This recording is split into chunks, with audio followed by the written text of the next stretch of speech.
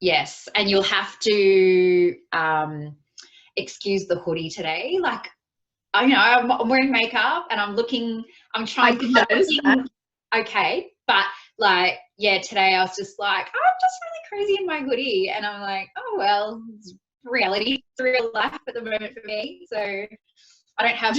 Funny? Yeah, up to half an hour ago, I didn't have makeup on, and if you look down far enough, I've actually got tights on. We're just like cash chic up top, active wear down bottom, good to go. And I'm like, we're gonna make a little bit. Toby's like, what are you doing, Mummy? I'm like, shh, don't judge me. Just putting a little bit of makeup on. Of red cheeks on a Zoom call. It's so funny, and it'd be really interesting actually to know what people's hacks are at the moment, with everyone being online and not meeting in person. Like, you know, how many people are in their pajama pants whilst they're in some sort of executive board meeting, but you know, how many don't have pants on? Yeah. One of my girlfriends I bumped into this morning was telling me that she wore UGG boots to a job interview online, and I see, that's living. Yeah. And I thought, yeah, it's really cool what we can be getting up to at the moment. I know. Well, you can be doing that like 2 minutes before you're on a call. Yeah. All right, everyone that's joined us, sorry, Peta and I have been rambling, but that's just what I do. As you'll see, we're two peas in a pod. We're different, but the same but different. Yeah. We just seem to complement each other really well. Yeah, we do that. Totally. So this is Peta. So Peta, can you tell us a little bit? I just have the urge to think, this is me. This is it. Yeah. Oh gosh, I hope people can remain focused during this. So tell us a bit about who you are, you know, what you do, and I suppose how you got to where you are today as a NLP teacher and timeline therapist. Cool. Yeah.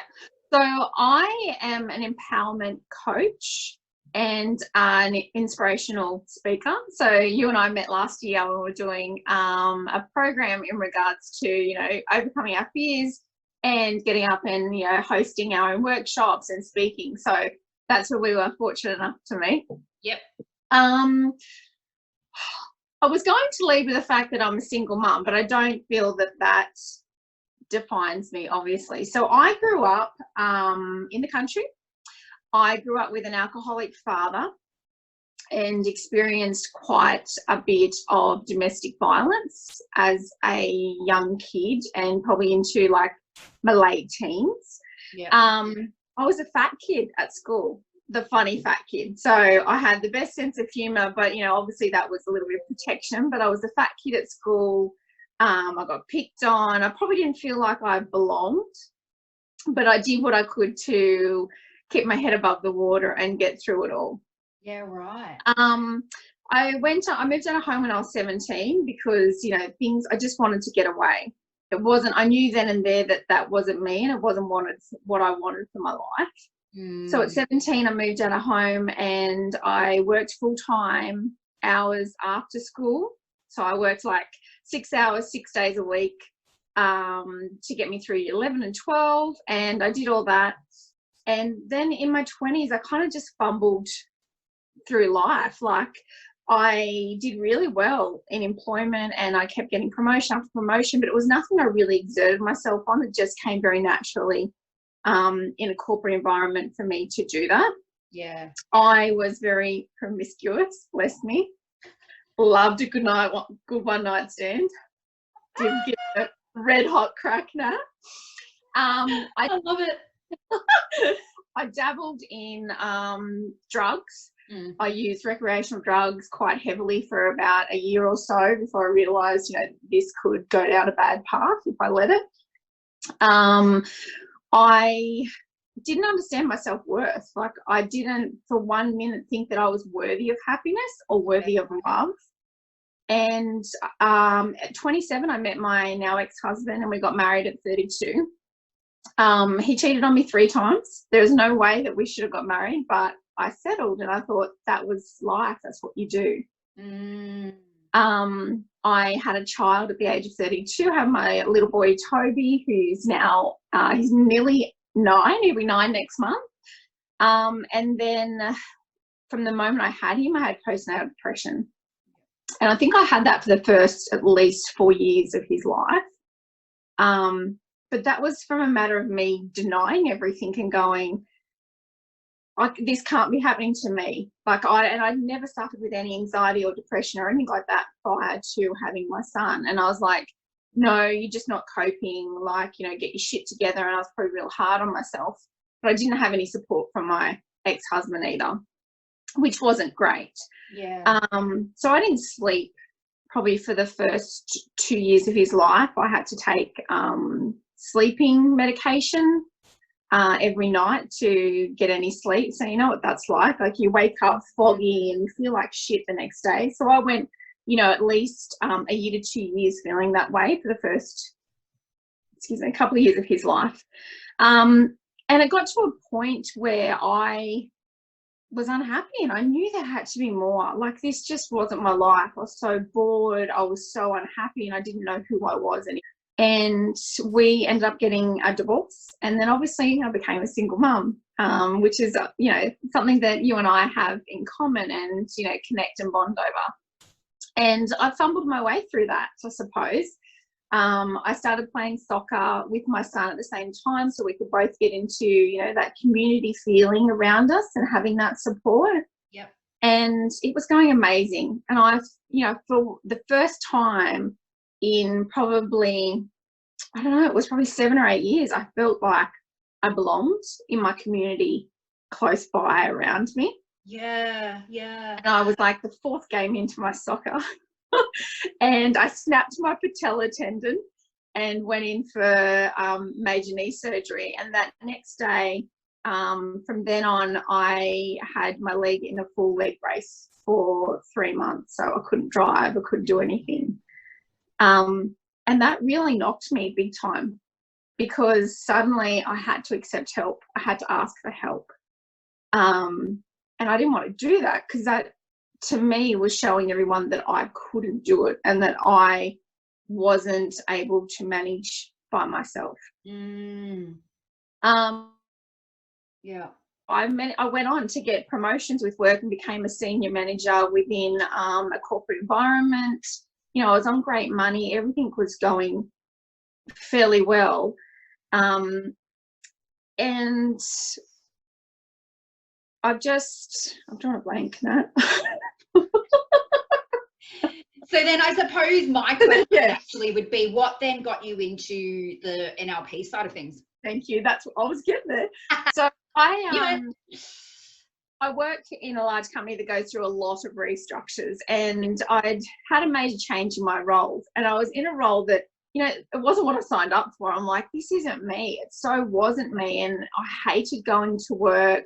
I was at a major crossroads, and my boss said to me, you need to sit down, you need to work out what you want to do. And I think it was the first time ever, like at this stage, I was 38. It was the first time ever that I'd actually sat down and gone, fuck, what do I want to do? Like, what do I want to do with my life? What makes me happy? Yeah. And I'd learned so much about myself in going through my divorce and all these realizations, and, you know, the power of choice, right? It's a huge thing. And I was like, this might be my opportunity to do something that I'm passionate about. And I knew that, because I'd been through it, that I wanted to help other women that were in the same boat as me. And I got myself a coach. Yep. And I sat down and we spoke about it. And I said, you know, how do I get into doing this, to helping other women, to being a coach myself?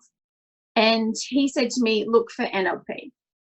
And I looked up NLP, and, you know, being a single mum, I had Toby 80% of the time, and all the courses were 2 hours away, and they were for like 4 or 5 days straight.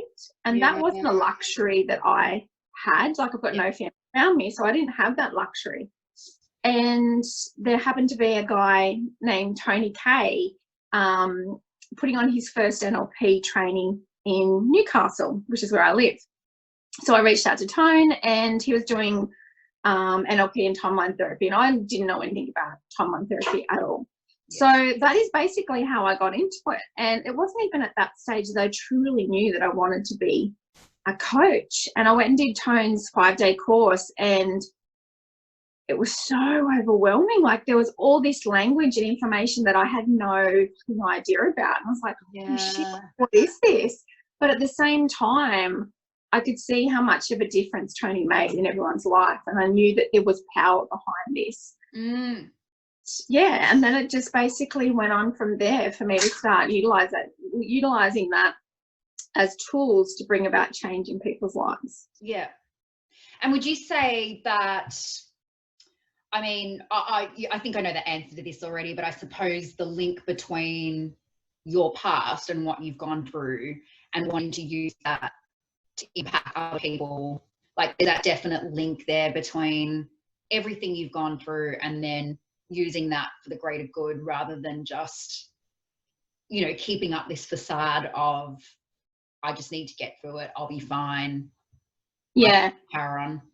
Yeah, definitely. Because I think going through all of that, it made me go, you know, holy shit, a lot of this has come from my parents. You think to yourself, what's wrong with me? Why am I defective? Like, you know, and we constantly, and in particular as women, we constantly put this expectation on ourselves, and we judge ourselves before anyone else has had the opportunity to judge us. And, you know, that's why we constantly feel like we're never enough, or, you know, we're not as good as this person or that person. And we're making all these assumptions about everyone else's lives and trying to live in everyone else's lane and keep up with people that we have no idea what's going on behind the scenes. Oh, I love that. I love that kind of visual of, living in each other's lanes. Like, I know you and I have both talked a lot about the imposter syndrome and how we battled through that. And still probably battle through it. Like, it's a real thing every day. Oh, yeah. And I know I personally had some timeline therapy a little while ago now, which definitely helped kind of identify where that had all come from. But something you were saying too at the very start about your experience at school and just the bullying, and I suppose feeling like you were not fitting in. And I don't know how this, whether or not this is relevant to your story or whether this is where you think it might have come from, but I know for me recently it's become really evident that people pleasing part of me and also the imposter syndrome part of me is all about looking for that external validation from others. And not necessarily in the form of external validation in social media, but literally looking for the clap, like looking for people to go, yes, you're doing well, well done, go you. And rather than looking for that in myself and being able to do that for myself. And whilst I think it's really important that we do always receive some sort of encouragement, like it's not that we should never have that, it's just that reliance on that. And I feel like for me that's come from, I experienced bullying in primary school and I just never fit in. I spent a lot of lunchtimes on my own. I just wasn't very good back then. I'm the complete opposite now. Like I could make friends with a paper bag these days. I just have no problems with it. But just then in primary school, I really struggled making friends. Like it just was really difficult for me to do that, which is obviously a self-worth thing. But do you see a link for yourself with that, or would you say that? Yeah, for sure. I felt awkward all the time. Like I just felt like, you know, and I think in my class too, there was all these little petite little girls, and I was tall for my age, and I was like, like this big behemoth getting around the netball court, like in my slightly larger than theirs netball skirt, you know, bouncing around going, look at me, I'm the same as them. No, I'm fucking not. Like I knew, like the same thing, imposter. But I didn't have love from my dad either. Like, you know, and I craved that so much. And I never got that. And I got love from my mum through food. And that's a really hard thing to break when you think, and you see, and, you know, and I've had timeline therapy too recently, like, and something that you need to we constantly work on ourselves, right, to make Yeah. sure that we're the best that we can be. Yep. And it was something that come up in there is that we have the opportunity to be the difference. Yeah. We have the opportunity to break that cycle. Oh, totally. Yeah. That's and right. we have so many learnings and so many tools from all of that that we can then pass on to our children, so they know that they have a choice and they don't have to feel awkward, that they can be comfortable being them, and they can, they don't have to follow the leader. They can be the leader. Yeah. Like, there's so much that you can then take from that to go, fuck, how exciting that I get to be the one that imparts that knowledge onto other people, and I get to be the one that goes, no, it stops now. Yep. It stops with me. Yep. And it doesn't have to end badly. Like, my story doesn't have to end there. I can actually turn, like, I can actually turn the bad stuff into good. Yeah, definitely. Yeah. So, like, school was gross.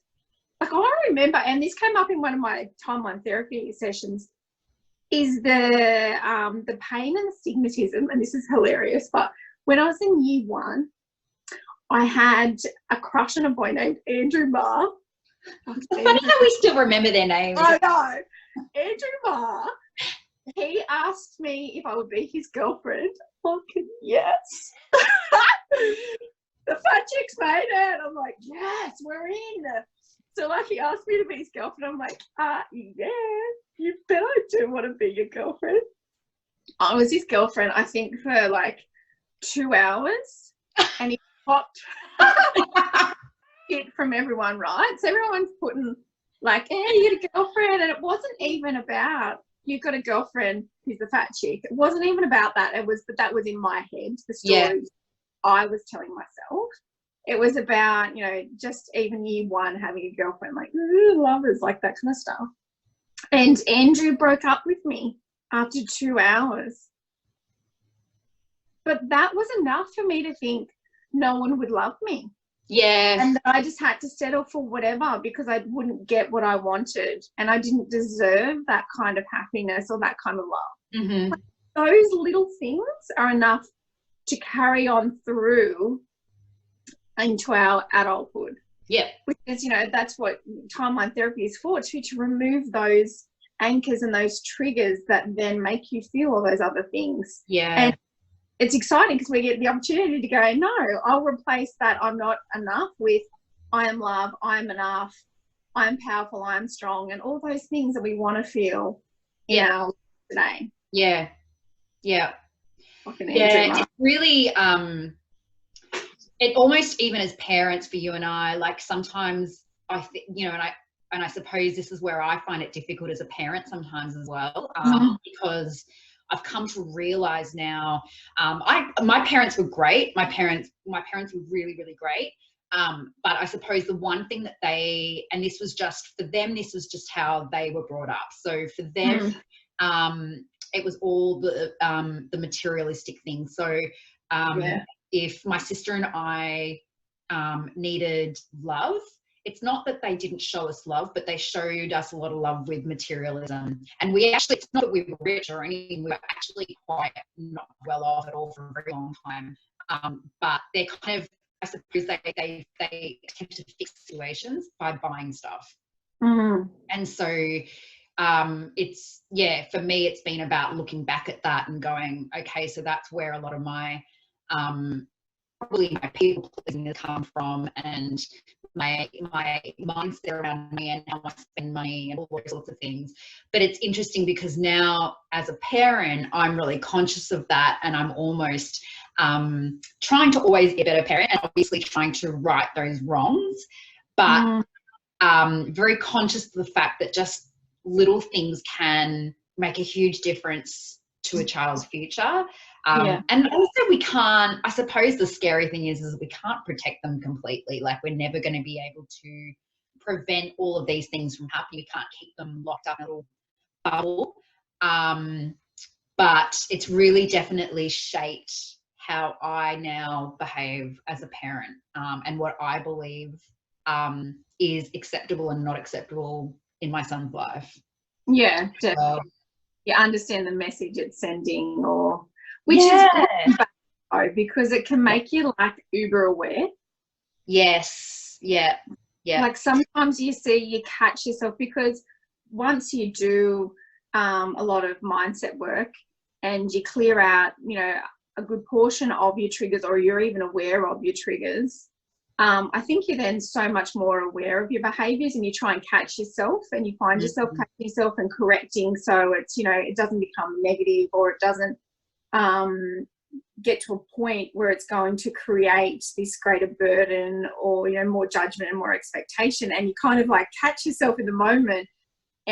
But you need to, then you've got to be aware of that, so then you are allowing yourself to make mistakes and not be perfect. And it's a fine balance, isn't it, between being scrappy and being okay with being scrappy, but at the same time making sure that you've learnt your lessons and that you're not relaying all your crap back onto your child again. Like it's it's a real fine balance, isn't it? Yeah, definitely. Yeah. And I think for you and I, especially, like you said, we share that whole, for us, I mean, aside from the fact that our sons' names are Kobe and Toby,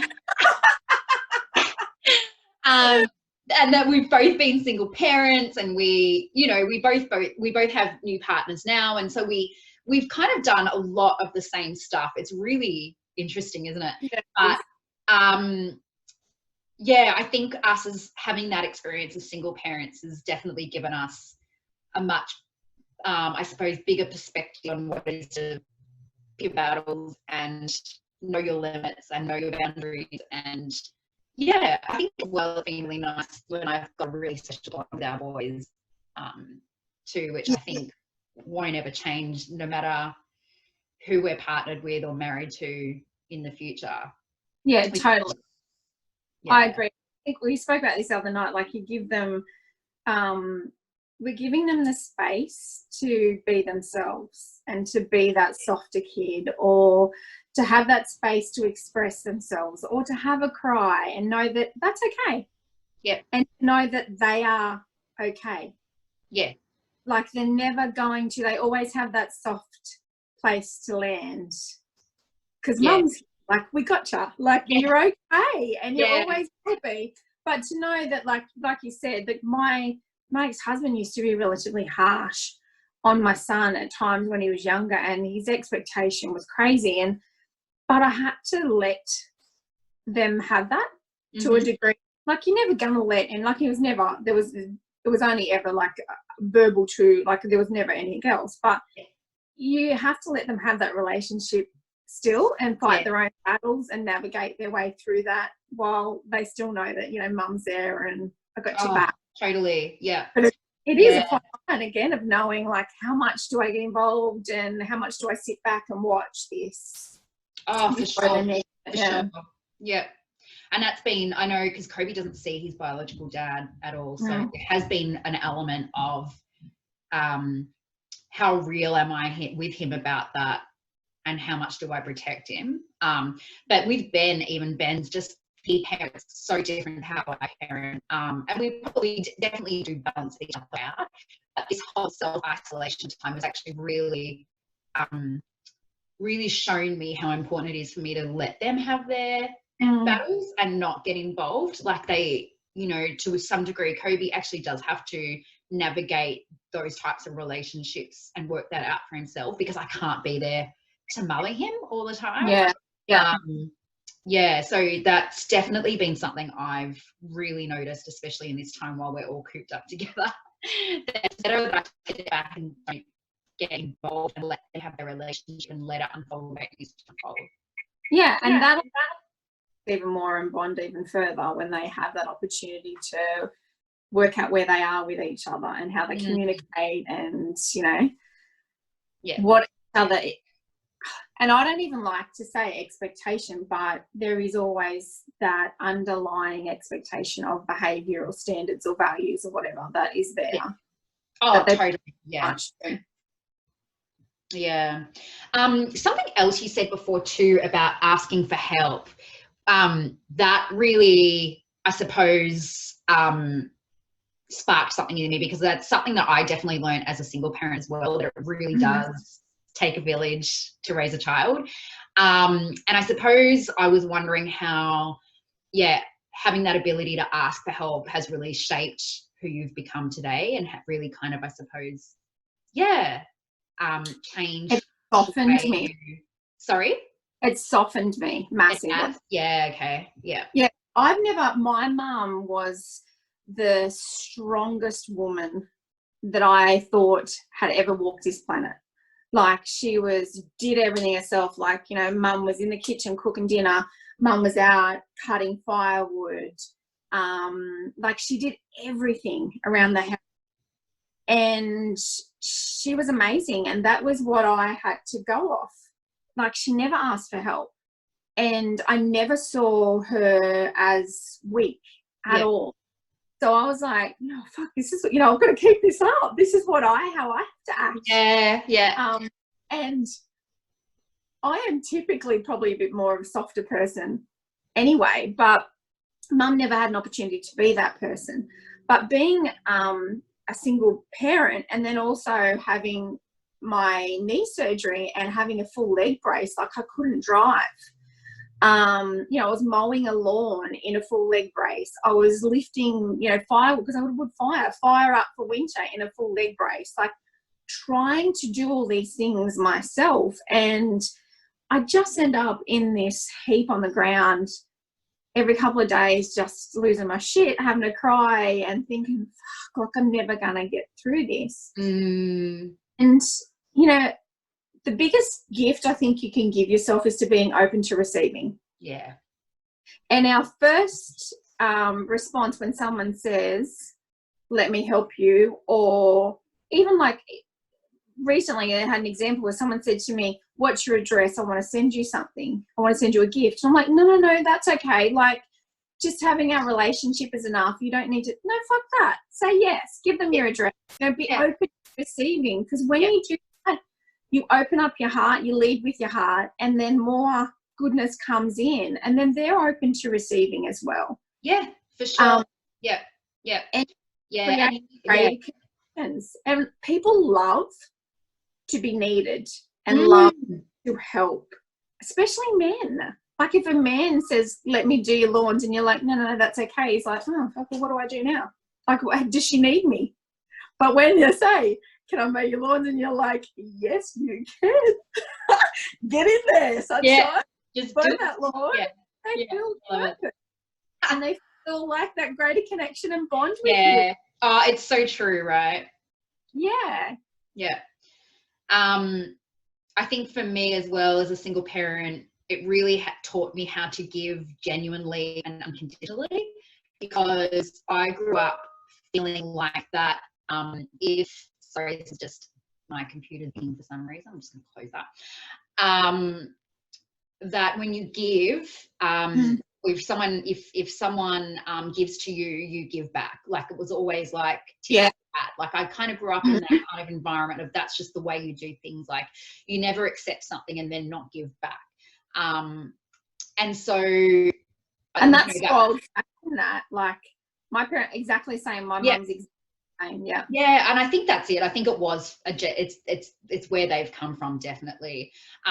So when I became a single parent, being able to accept that help and not be able to give back straight away, or in the way that I thought I needed to do back, that was a huge lesson for me. And it's been a lesson that has been really good for me, though, because now I know what it means to give unconditionally. And when I started to say yes to people without feeling guilty and without feeling like I needed to do something back for them, it really taught me then how I could actually give to other people unconditionally as well. And so whilst we think that we can't give back the way we think we can, we are opening ourselves up to doing more unconditionally for people. And so it is like a full circle. Like, you will reap what you sow. It's just that whole concept of feeling like, well, she babysat for me, so I better babysit for her, or you know, he made me a meal, so I better make a meal for him. Like, that whole thing, when you get rid of that and you just have no, you know, no kind of expectation, and then you feel like you now have this opportunity to give to the world in some way. It just works so much better. Yeah. And it makes you too when you have to ask for help, because I don't know that people naturally go to that point of asking for help. No, and yeah. To teach a lesson to go, hold on, you have to ask for help. And then it's like anything, like with fear, if you think you're asked for help, then you don't know what's on the other side of it, or, you know, what door am I opening up? Am I admitting that I can't cope and they're going to think bad of me, blah, blah, blah. But once you do it, then you can see that it's okay. It's really not that big of a deal. Yeah. And once you do that, it opens up, you know, so many more things for you. One, for that person, but then for you in your life, you know, with your children and your community as well. Yeah. Yeah. Oh, totally. Yeah. Oh, I love these conversations with you. Yeah, don't we? Hey, something else that we share. Look, I'm like our girl crush on so in love on Rachel Hollis. Yeah. Right. Did you get your VIP ticket? No, I haven't. Get onto it, girlfriend. But it doesn't matter. We're both going anyway, right? So we've got the Rise Live conference coming up. Yeah, we do. Funny story, which I haven't told you yet, but this morning I got a little email from the Hollis Co saying, you know, right? And I was like, yeah, this is great. And I added to my calendar, and I realized, because she's in America, I've been for us it's live from 11:30 at night till 7 in the morning on Sunday. I don't know why in my head I thought, oh yeah, all day Saturday I'll send to Ben and Kobe. Don't contact me Saturday. I'm out. I'm at the Rise Live conference. I'll be in my study, Zooming with Peter, dancing, getting down with it. And then I was like, this morning I was like, oh shit, she's in America. What made me think that I was going to be live during the day on Saturday Australian time? Like, I'm going to be living American time over the weekend. So what do you do? And we signed up for the lunch Q&A with her. So it's like, okay, I ended up emailing them this morning and saying, can you just give me a little bit more information about the time of the Q&A? Because I just realized I'm international. And I want to make sure I'm awake. We are lunatics. Is there a replay? Yeah, so with the Premier ticket that you've currently got, I think you've got up until the 9th. Then with the VIP ticket, you get so with the Premier ticket you get 1 week extra, and with the VIP you get 2 weeks. So right, I show off. Yeah. Nah, but I mean, look, to be fair, like, it's not, I don't think there's much of a difference otherwise. So yeah, but you definitely will have that. Okay, cool. Maybe I can do a couple of hours. Like my son, so I've got Toby this weekend. Oh wow. I don't have a choice. He wakes up at like anywhere between 5:30 and 6:30. Like, he's an early riser. I'll be like, off your pop chop. He's got sleeping to have. Yeah, well, I'm dying for them to release the agenda so that we can maybe plan a little bit better how we want to do. Maybe we might just catch, like, I don't know, pick our times and just grab some naps in the ones that we're like happy to do a replay on. Yeah, I know. It's like, so for anyone that doesn't know and that's watching this, Rachel Hollis is someone that Peter and I both follow through podcasts, Instagram. She's just this amazing person that she never set out to be a coach. She was a blogger. But she's really come from not from nothing, but she, you know, she was a speaker for a long time, but she wasn't really doing much with it. And she wasn't a phenomenal speaker, whereas now she's like, so was she only a speaker because of her books? Like, it wasn't. I think she wanted. Well, from what I understand, she always wanted to be a speaker, so she just did as many free speaking events as she possibly could. And obviously, when she wrote her books, that kind of enabled her to get into doors and into places that. She's an author. She's a blogger. She was a very big event planner in Los Angeles, and that's kind of how she got her following.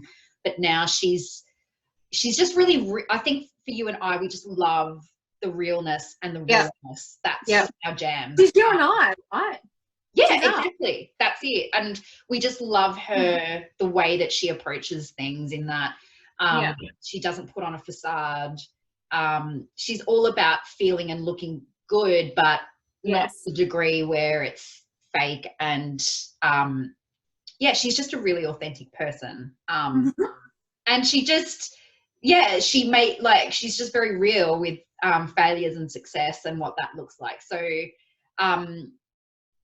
so I think that for me, and I think for you as well, that's been what's really attracted us to her and her brand.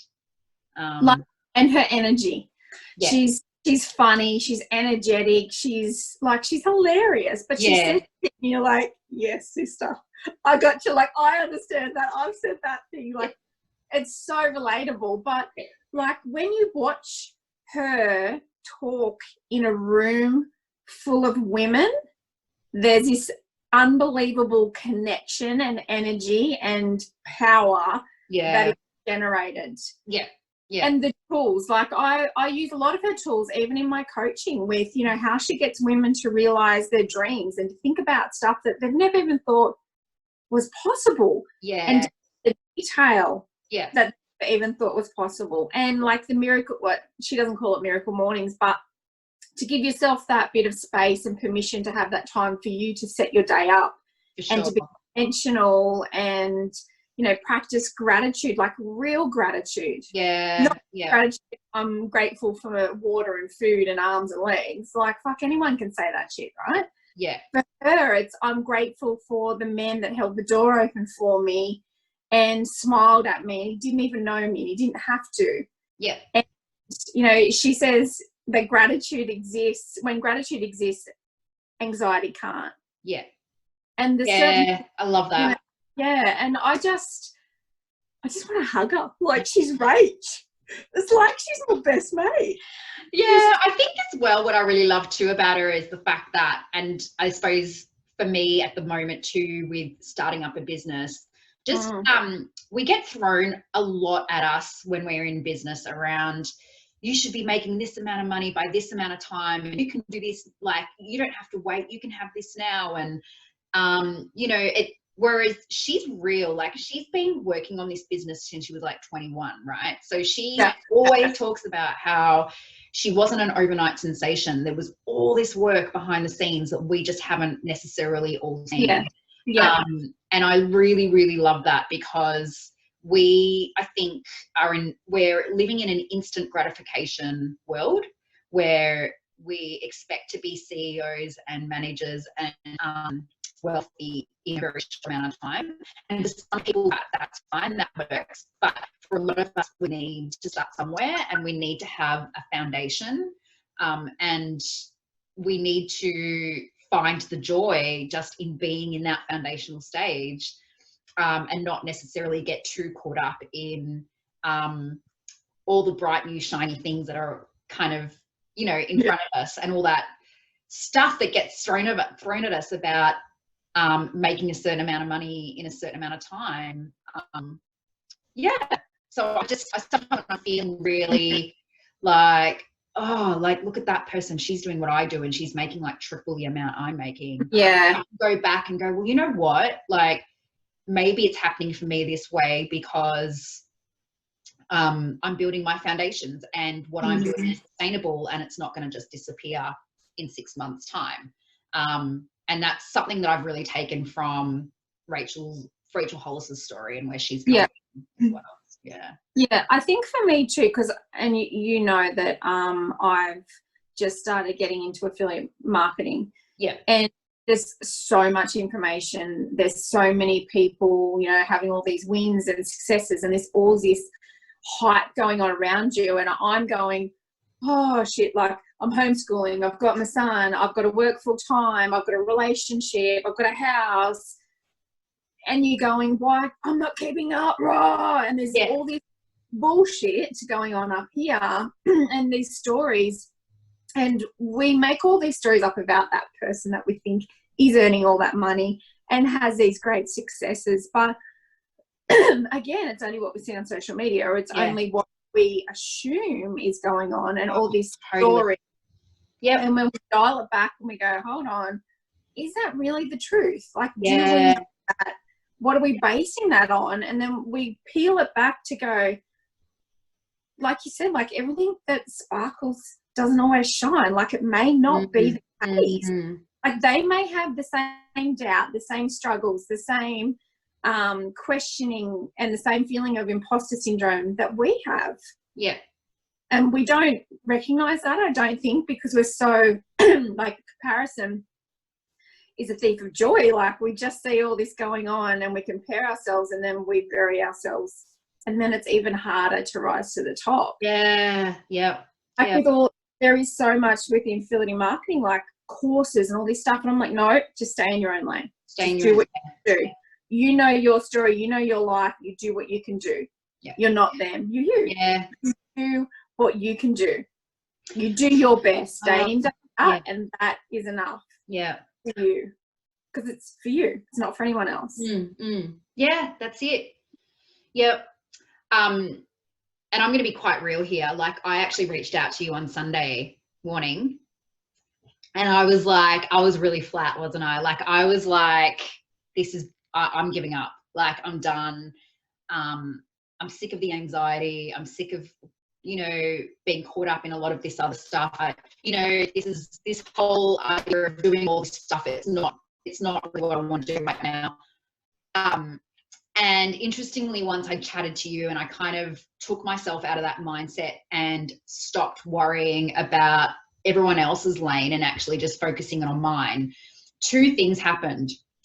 Firstly, I jumped on a call yesterday with a girlfriend, and she was like, oh my God, I've been watching you on social media and you look like you're doing so well. Like, it looks amazing. And I feel like, and she's like, I just have been really struggling. I'll be honest with you. I've been struggling. It's really this and this. And she'll probably watch this actually and be laughing. And then I was like, oh my God, I've been looking at you going, oh my gosh, she's kicking ass. This is really good. And I'm struggling. And it turns out we were both actually in the exact same headspace, but what we're projecting out isn't, because obviously we run businesses, and it's not that we don't believe what we're putting out there. So it's not that we're being fake with our audience, but we are obviously trying to, as much as possible, lead by example and share things that are really relevant for us personally. But it obviously comes off to other people as this facade. And it was so liberating for the both of us to actually sit back and go, oh, thank God. Like, she looks like she's killing it on social media, but behind the scenes, she's in struggle town. And then for us to say to each other, you're actually doing really well, was so good. And just so reaffirming. And we're actually both at very different levels in our business. Like, she's very much ahead of me. But I think it was just good for me to it's not that I felt better about her struggles. It's more that I felt like, oh, okay, everything's not as it seems. I shouldn't be comparing myself to other people, because even, and to be honest, the bigger my business gets, the bigger my struggles are going to get. And so I better get used to it now, because this is the way it is. Like, as I make more money and get bigger, that those struggles are not going to go away. They're just actually going to get bigger and bigger, right? So that happened. And then also I happened to, on Sunday, and I think this is what also fed into my fears at the time, when I found something on social media, and it was someone that's actually doing business coaching with me at the moment. She kind of started the same time as I did in the same program, but she's made like so much more money than I have. And I was like, fuck, like, what am I doing wrong? And I ended up going back and looking at her and where she's come from. And she's actually been doing this business thing like 12 months longer than I have. And I was like, oh, like, I'm so glad that I looked at that side of things and not just focused on what I saw in that post. Because if I didn't know that, I would have just been on the comparison train for days on end. But knowing actually that, you know what, she's actually ahead of me. I didn't think she was, but she actually is, because she's built up a foundation that's bigger than mine at the moment. And that's, do you get what I mean? Like, Mhm. so yeah, it was really interesting that after having that openness with you on Sunday, and you and I kind of chatting about where I was at, and then these two kind of moments of, these two kind of aha moments happening for me, and me thinking, oh, like, I don't have to be on this, I can be in my own lane. I don't have to. Yeah, for sure. Yeah. Lane, because ultimately their lane doesn't look any prettier than mine. No, that's right. It doesn't. But Yeah. you don't, like, as you're saying, and I was thinking about this morning, before we hopped on. I'm like, Nat, like, you don't know who's watching. I'm the same. Like, I've been watching you, and I'm like, fucking killing it. Like, what? Yeah. Like, and all the things you're doing, and I think because there is so much doing, is that there's like, you don't feel like things have been, because there's so much behind the scene and people don't necessarily see that. And like you said, you want that validation that what you're doing is working, and it is getting somewhere. But so many, like your friends, so many people are watching going, holy shit, like, look at her go. Yep. She's presenting amazingly. Like, I see so much content from you. Yeah. And and you do inspire people that you don't even realize. Yeah. Like, when I was, and I'm not, I'm not posting as much at the moment as I had previously, which, I've even played that out in my own head, like, oh, fuck, should be doing this, should be doing that, blah, blah, blah. And I'm like, well, yeah, I will do it. But at the moment, this is what I can manage, and this is what I'm comfortable with. Yeah. But when I was posting all the time, I'd be like, oh, like, do I look like an idiot? Is anyone, like, all this judgment on myself, thinking that others were doing, feeling exactly the same way about me. And I'm like, is anyone, paying attention? And then out of the blue, you'd get a message from someone saying, like, thank you so much. You're an inspiration. I love your posts. Like, I look out for them. And you're like, fuck. Someone's actually, like, I'm helping people. I'm impacting people. Yeah. Every single day, whether you're a coach or not, people watch what we do, and we don't understand how they view us because we're not them. But I think once you clear out, and I found this so much in the last 6 months, once you clear out judgment and expectation, there's so much freedom. Yeah. Oh, I know. So much freedom. Yeah. And you feel so much lighter because you're not disappointing yourself. You're not letting yourself down because you're just going with the best that you can do day in, day out. Yeah. And you know that that's okay. And you're never going to let yourself down. Yeah. Because that's not you. Like, you're not that person at your core. Yeah. Like, I love that. That's really good, actually. You won't ever go there because you're like, you are a workhorse at your core. Like, you'll just keep chipping away. Like, that's just how you were. Even like you did when you did uni, and when you were a single mum before you and Ben were together. You did it that so many people would even only dream about, Nat. Yeah. They wouldn't even dream as possible. Yeah. You did it.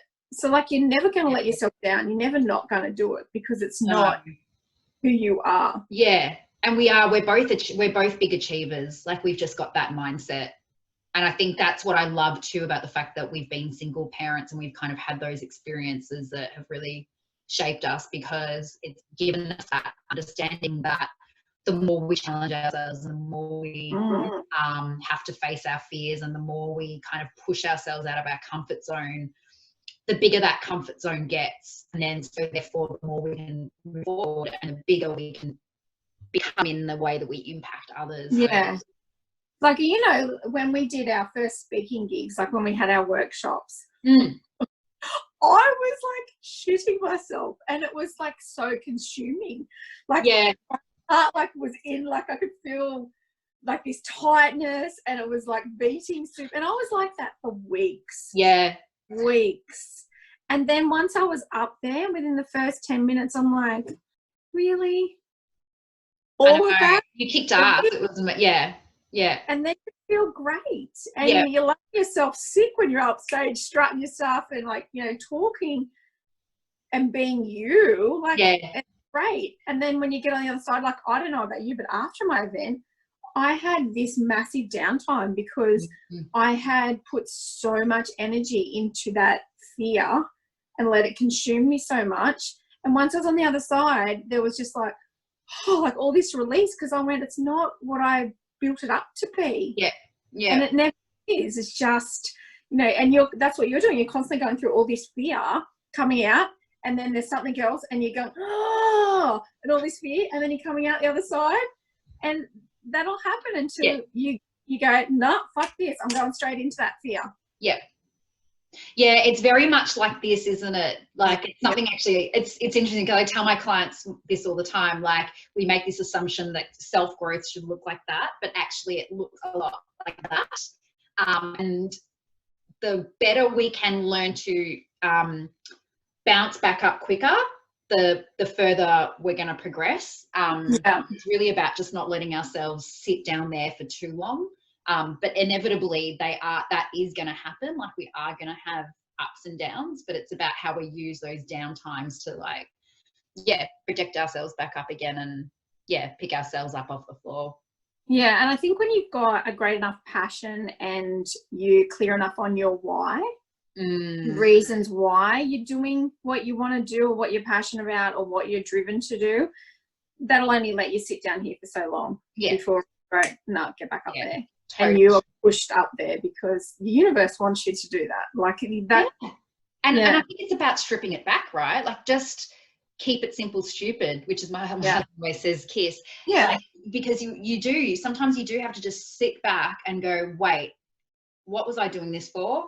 Okay, right, that's it. Like, just focus on that. Take it all back a little bit. Remove the overwhelm. Yeah. Because we can get really caught up in diving into other lanes that are actually none of our business. Yeah. We did this little, I don't want to call it, practice little process that we went through with my coach a couple of weeks ago. And at first when she said it, I was like, oh, this ain't great. But we had to write our eulogy.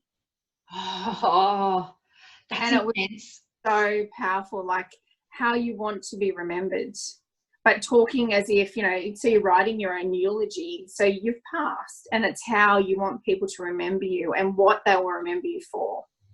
And, you know, what impact you've had, how you experience love and fun and joy and all you heard, do that. Everything you overcame. And it was so powerful, even to go, you know, what song would you have that embodies you and your spirit? What flower represents you? Like, how do you want people to celebrate your life? Yeah. Like, it sounds morbid when you first say your eulogy. No, but it's so true. It is so true. And Trent Shelton, you know, on the Hollis company, Trent Shelton, who does podcasts as well. He's awesome. He's just another one of our friends.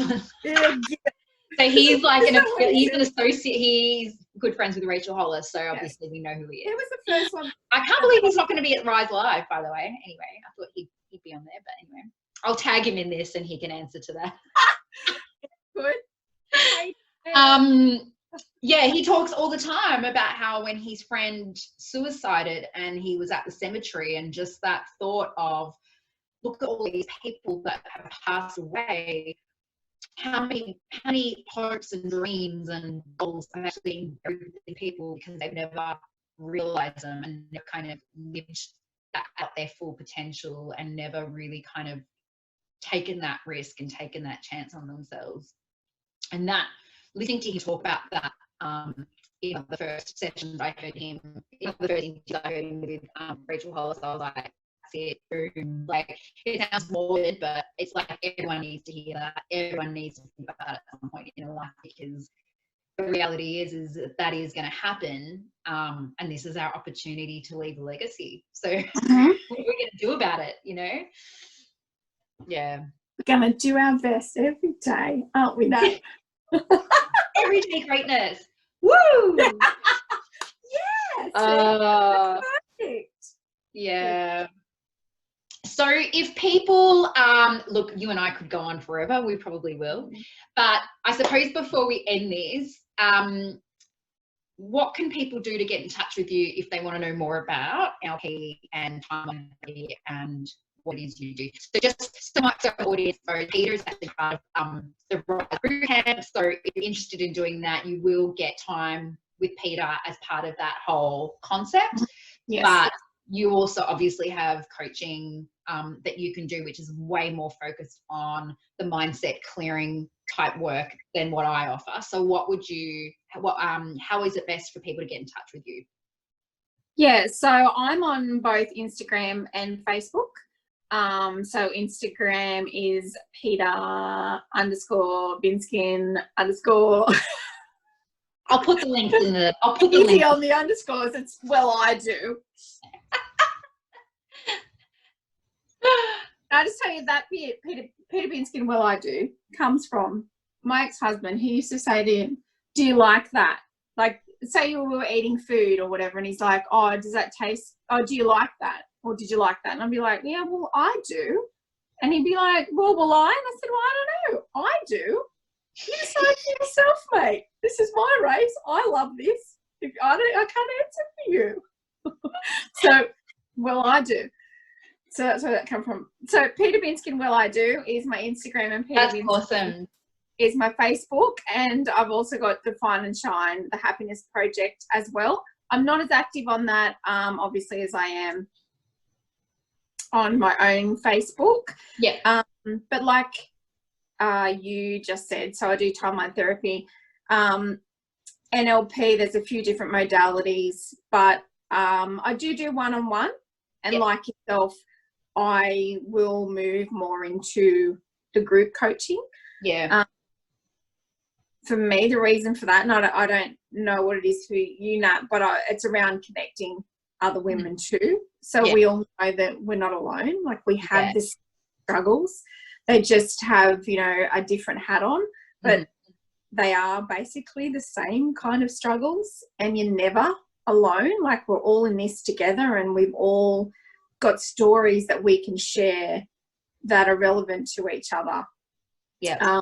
And to connect women and to empower women to know that they have a choice to have everyday greatness. They don't have to accept their life for what it is today. Yeah. Love that. But yeah, I do, like Nat said, mine's probably a little bit more in the emotions and mindset, and a little bit more woo-woo. Yeah. A little bit more woo-woo. You'll hear me talking about this the other day. So even though we both do mindset work, I suppose I'm more the straight to the point, tell it as it is. This is what you need to do. Go fix yourself.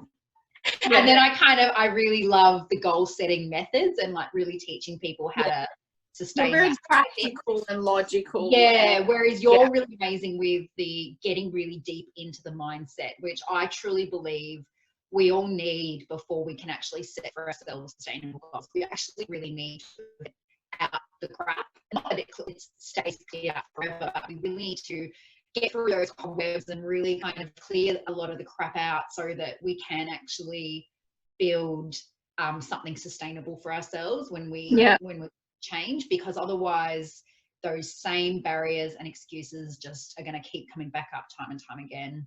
And hence why I got Peter on board with what I do, just because, that's for me, that's a really important aspect of making any sort of change in your life.